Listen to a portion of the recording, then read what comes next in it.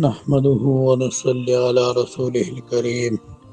أما بعد فأعوذ بالله من الشيطان الرجيم بسم الله الرحمن الرحيم اللهم صل على سيدنا ومولانا محمد وعلى آل سيدنا ومولانا محمد وبارك وسلم وصل عليه زما عزت مندو مسلمانان رونو تیر درس کې د یو ظالم جابر فاسق حاکم د وجبه حضرت امام مهدی علیه السلام او د حضرت امام مهدی علیه السلام آل بیت حضرات دا با په ظلم ستم کې اختی او د قید بند په صحبتونو کې په اختی په دې باب کې چې کوم احادیثو آغا الحمدللہ منگا په تیر درس کې بیان کړل. نننی درس کې حضرت امام مهدی علیه السلام باندې چې کوم ظلم ستم روان دی د دې په اهل بیت باندې کوم ظلم ستم رواني نو په دغه وخت کې د بلاد الحرمین صورتحال او داغه یو سیاسی نقشه هغه بسرنګي نو دا هم په احادیثو کې داغه بیان راغلی دی. بلاد الحرمین کې به یو بادشاہي چې داغه نوم به عبدالله د عبدالله په مرګ باندې په تخت بادشاہت باندې په اختلافات شروع شي. د دینه بعد به د شاهی خاندان افراد دي درې افراد تذکره راغلی دا احادیث مبارکو کې چې دا درې افراد با د شاهی خاندان سره تعلق ساتي یعنی دی با د بادشاہ اولادی دی با په بیت الله باندې بیت الله شریف یا په خزانه باندې جنگ جګړه کوي د یو بل نه بدا خزانه اخلي او د دې اختلافاتو نه بعد با یو کس ته هم بادشاہي میلاو نشي دا بادشاہي با امام مهدی علیه السلام ته میلاوي یعنی د دې چې د یو بل سره دا اختلاف ته په بیت الله شریف باندې دی یا په خزانه باندې دی نو دا با او یا چې د نو د دې دا اختلاف د اقتدار په کرسۍ باندې دی نو دی به د یو بل سره جنګیږي نو د یو بل سره به جنگ جګړه کوي او دا بادشاہت دا خزانه یا د بیت الله شریف دا واک او اختیار دا به په دې کې یو ته هم میلاو نشي دا به امام مهدی علیه السلام ته میلاوي. زما عزتمندو مسلمانانو ورونو په دې باندې د نبی کریم صلی الله علیه وسلم احادیث مبارکه موجود دي. لمبه حدیث مبارک په دې باندې ذکر کیږي د حضرت ام سلمہ رضی الله تعالی عنها چې د نبی کریم صلی الله علیه وسلم زوجه محترمه ده. دا روایت کی یعنی نبی صلی الله علیه وسلم قال یکون اختلاف عند موت خلیفہ په اختلاف په پیدایشي د یو خلیفہ د یو بادشاہ په مرګ باندې فیخرج رجل من اهل المدینه حاربا الى مکه نو یو کس په د اهل مدینه ونه وتختی مکه ته فیأتیه ناس من اهل مکه دا مکی خلق په د تراشی فیخرجونه د بروباسی وهو کاره چې دیبا دا ناخوخه ګڼي یعنی دا د حضرت امام مهدی علیه السلام بیعت طرف ته اشاره ده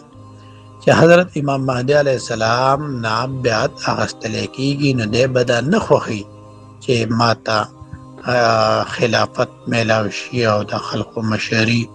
او د مسلمانانو خلیفت ته جوړ شم دا به ډېر یو عظیم بوج په ځان باندې ګڼي نو دی به دا نه خوښي، خو دی به دا نه خوښي، خو دا خلق به مجبوره کی، دا علما به مجبوره کی. فیبایعونه بین الرکن والمقام،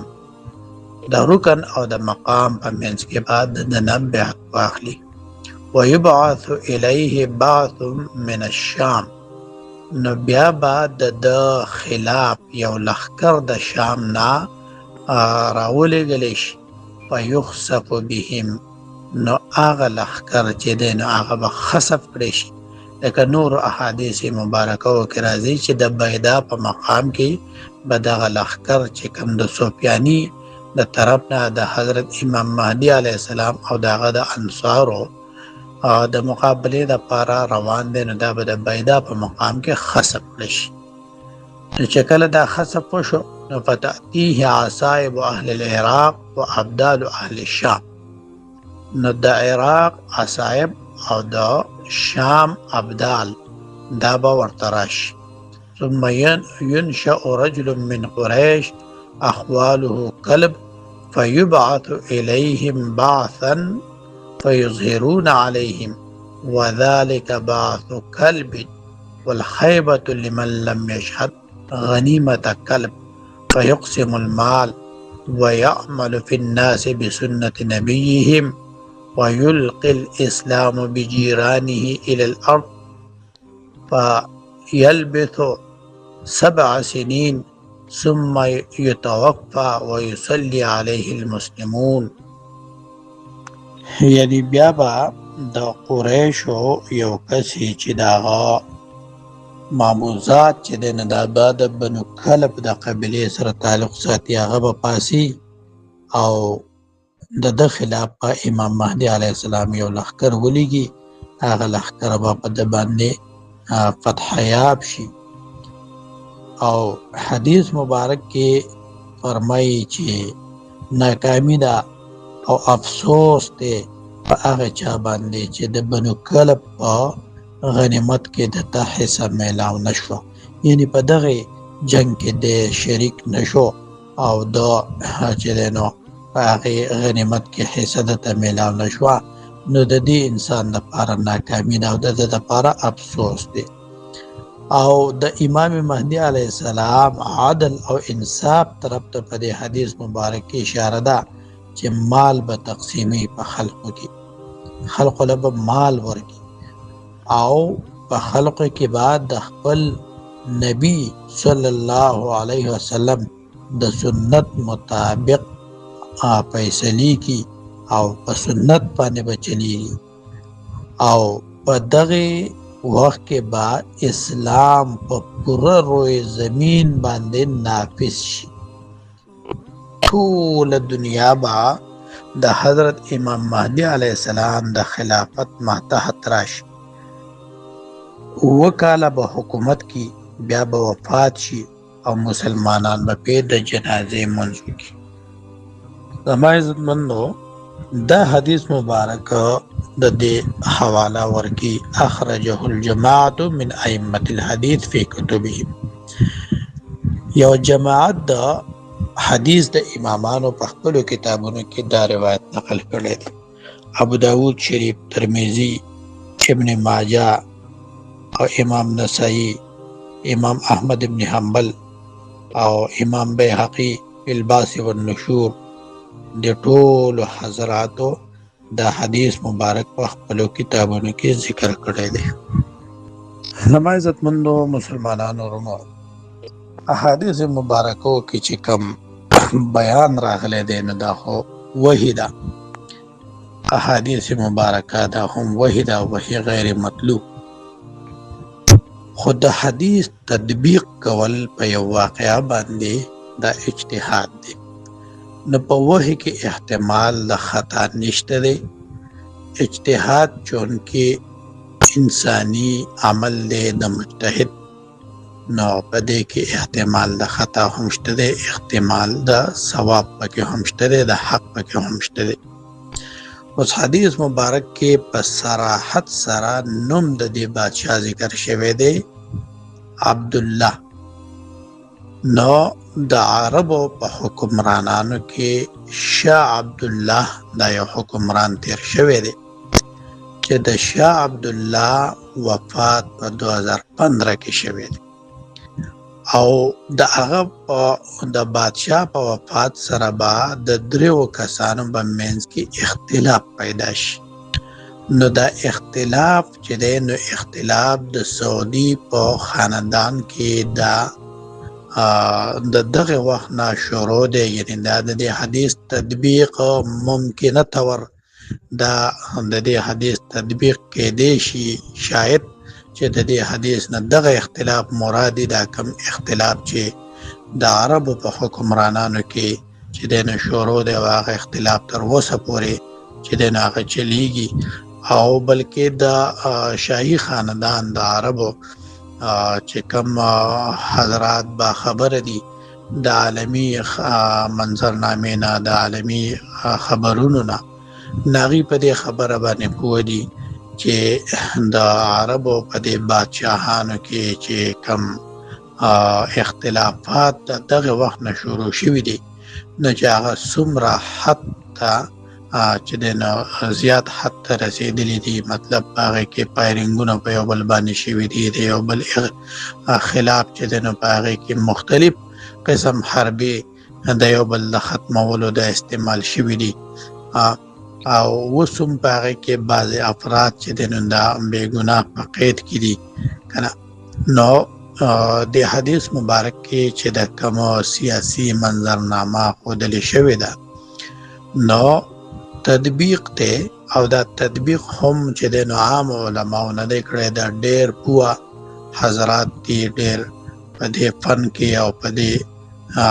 احادیثو یعنی اشراط الساعه او علامات قیامت په دې کې دا امامانو حیثیت لري د مجتهدینو حیثیت لري دا غي تطبیق ته خو به هر صورت چې د امام ابو حنیفه رحم الله امام شافعی رحم الله د څلورو واړو امامانو اجتهاد متعلق د اهل سنت والجماعت عقیده دا چې دا خطا هم کېدی شي ثواب هم کېدی شي نو د دې متعلق هم مونږ دا ولې شو دا خطا هم کېدی شي ثواب هم کېدی شي خو به هر صورت د دې حدیث چې کوم منظرنامه ښودل شوې ده نو دا منظرنامه په دنیا کې چې د واقع شوې ده او د عبدالله موت شوی دی مرګ شوی دی او د هغې نه وروستو اختلافات شروع شوي دي نو معلومیږي دا چې دغه صورتحال مخې ته راغلی دی نو بیا د امام مهدي علیه السلام ظهور چې کوم د دې حدیث په الفاظو کې په آخر کې ذکر شوی دی نو ظهور د امام مهدي علیه السلام دا قریب ښکاري نږدې ښکاري والله عالم نور الله تعالی په حقیقت حال باندې علم دی چې مخې ته څه کېږي د دې غیب علم صرف د یو الله سره دی وصلی الله علی النبی الکریم وعلى آله واصحابه اجمعین برحمتک یا ارحم الراحمین